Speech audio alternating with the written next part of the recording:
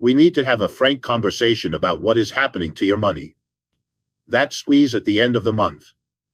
The feeling that, no matter how hard you worked, your purchasing power is melting like ice in the sun. What no one in the media dares to state plainly is this: the inflation we are experiencing was not an accident.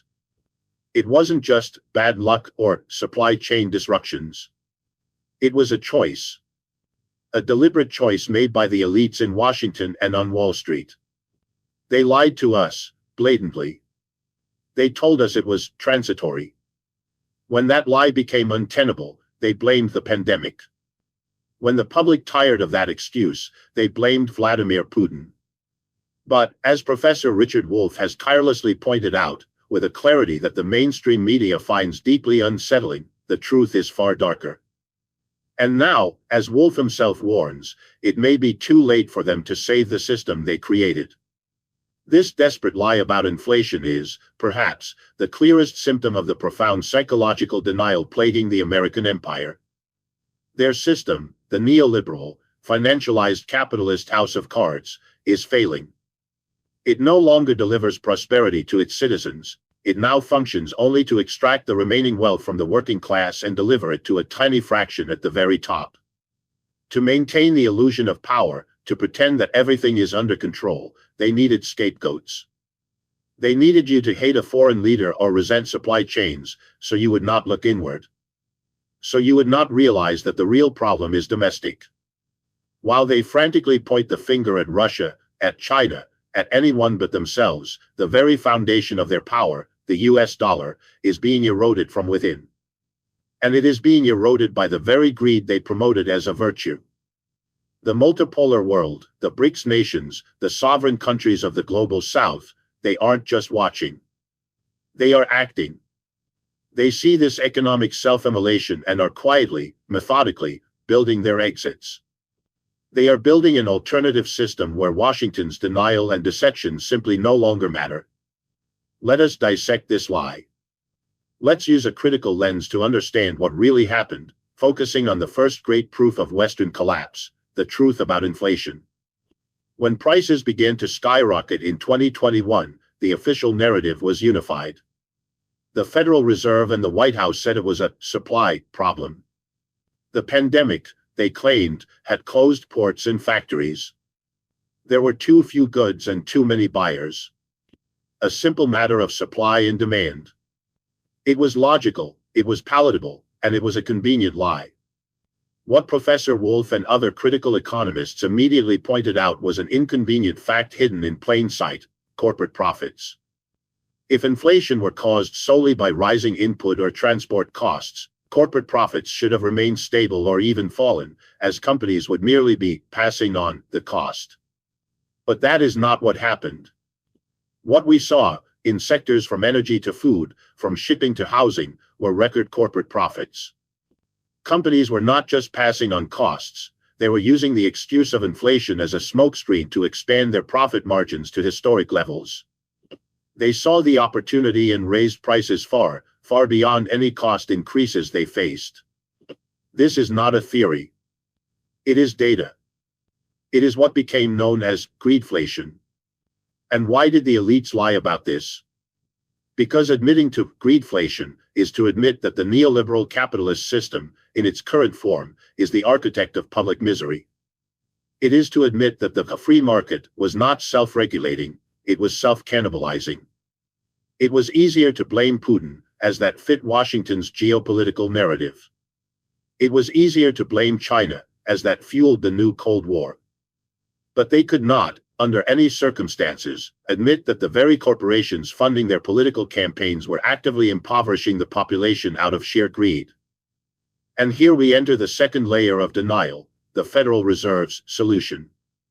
When the transitory lie failed and greedflation was out of control, the Fed did the only thing it knows how to do. It did not go after corporate profits. It did not demand price controls on essential goods. No. It declared war on the worker.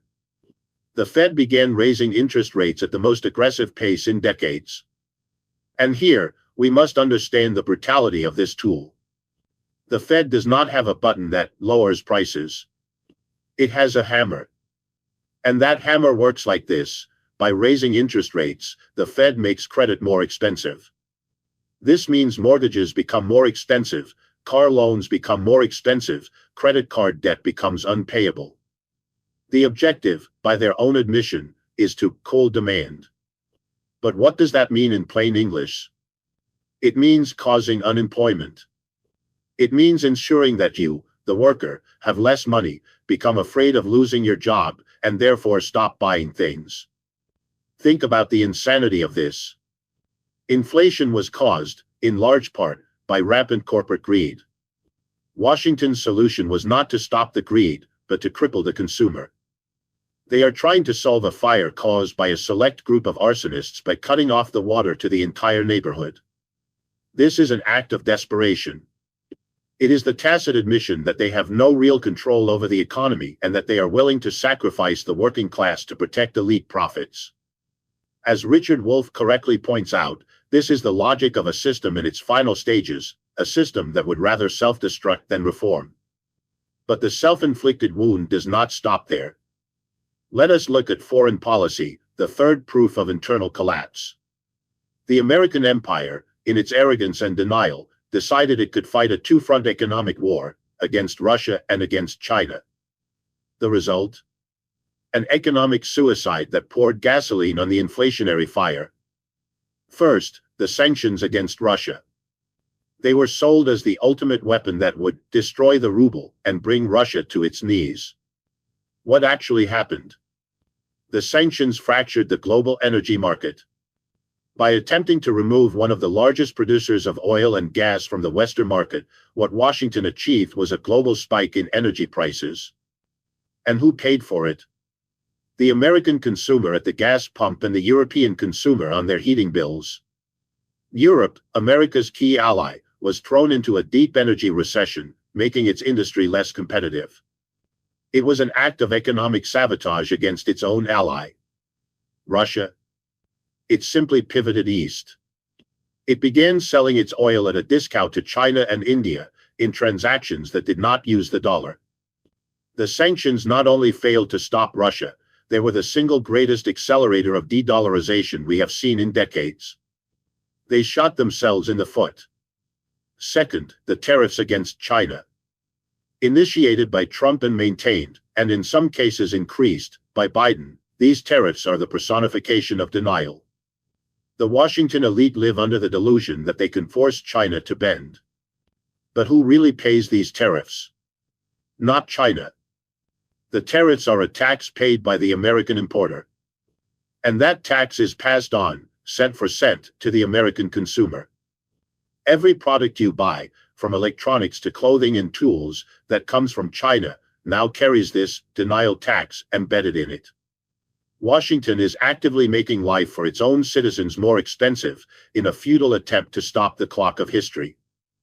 They are trying to contain China's technological rise, but all they are achieving is higher inflation at home and making their own companies less competitive, as they now must pay more for essential components.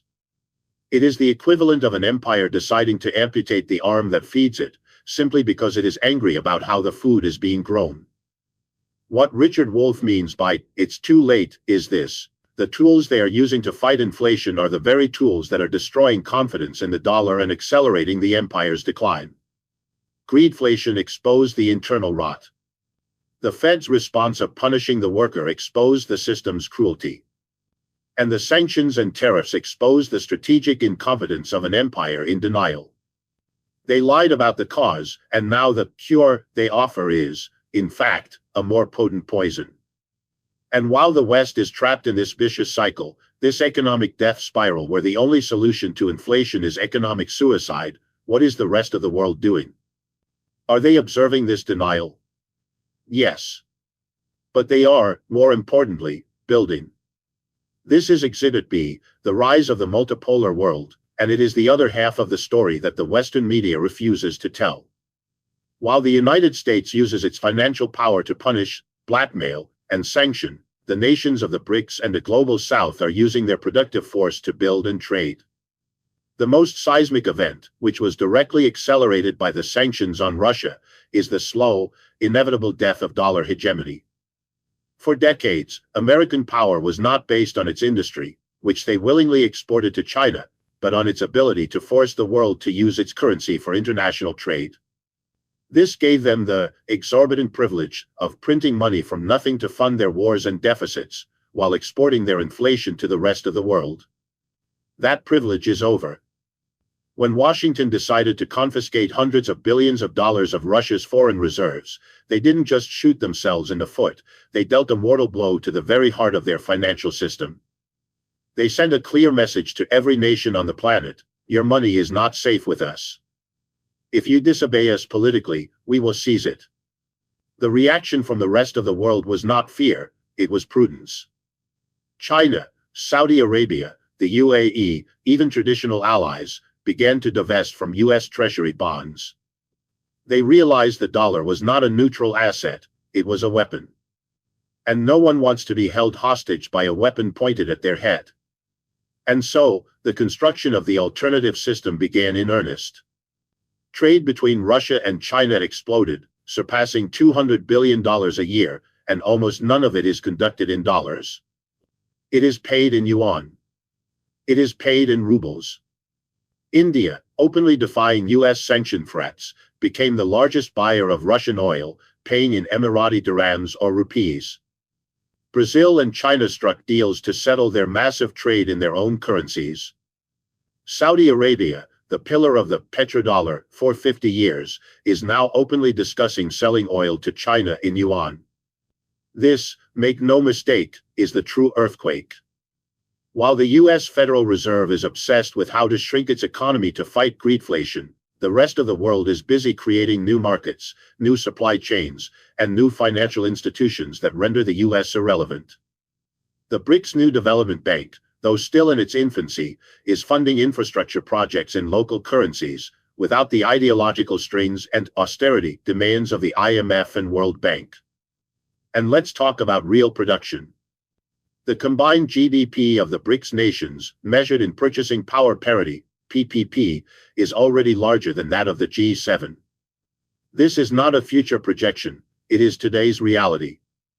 China is not just growing faster than the United States, it is dominating the industrial sectors of the future. While Washington panics and imposes desperate 100% tariffs on Chinese electric vehicles, BYD and other Chinese firms are producing better, cheaper EVs, and selling them to the rest of the world. The U.S. denial is so profound that they would rather force their own citizens to pay inflated prices for inferior cars than admit they have lost the industrial race. They blame China for unfair subsidies.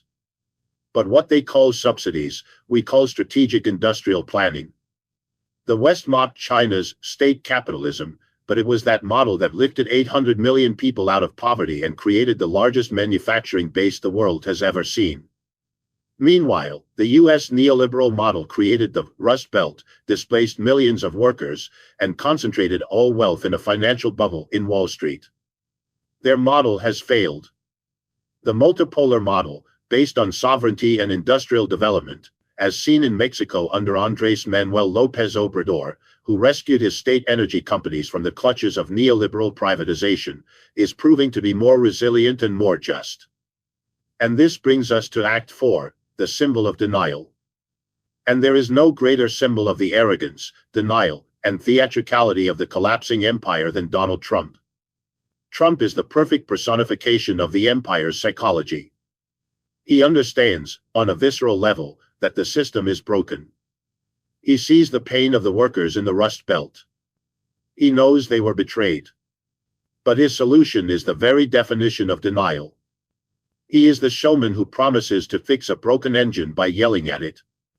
When Trump talks about the economy, he never blames the neoliberal capitalist system that allowed corporations to outsource every job.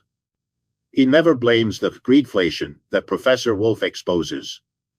No. He needs easy scapegoats. He blames immigrants. He blames Mexico. And, above all, he blames China. His proposals, like the universal 60% tariff on all Chinese goods, are not serious economic policy. They are a performative act of desperation. It is a policy that, if implemented, would cause the largest inflationary wave the United States has ever seen. It would be the equivalent of dropping a nuclear bomb on the American consumer's wallet.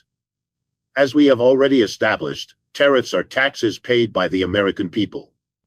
Trump is, literally, promising to solve the cost of living crisis by massively increasing the cost of living. It is madness. It is the logic of an empire that would rather destroy itself than admit its time of dominance is over. But Trump is merely the loudest symptom. The Washington elite, whether Democrat or Republican, share the same denial. Biden kept Trump's tariffs on China. He escalated the proxy war in Ukraine, which was the trigger for the energy inflation. Both sides of the Yin party in Washington are trapped in the same delusion, the illusion that they can turn back the clock to 1995. The illusion that the rest of the world will simply accept a subservient position. They are in denial because they are the ones who benefited from the system that is breaking.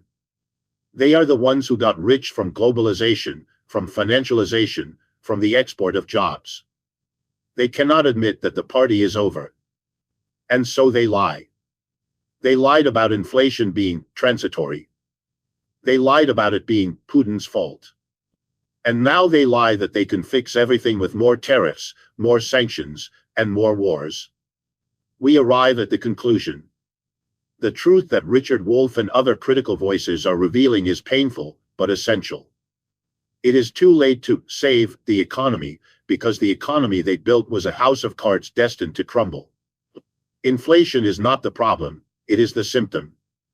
It is the fever sign that the West's political and economic body is deeply diseased, infected by the greed of its elites and the denial of its leaders. The American empire is no longer in ascendance, it is in damage control. Its tools no longer work. Sanctions backfire. Tariffs cause domestic inflation. Interest rate hikes punish its own workers. And while they are trapped in this cycle of self-destruction, the new multipolar world is quietly trading goods, building railways, and setting new standards. The shift is real. The shift is inevitable. The empire is in denial, but we, you, who have watched to the end, now know the truth. If this analysis has made you see the world through a new lens, if you understand that a fight for dignity is underway, then do not remain silent. Share this video so that more people can comprehend what the mainstream media will never explain.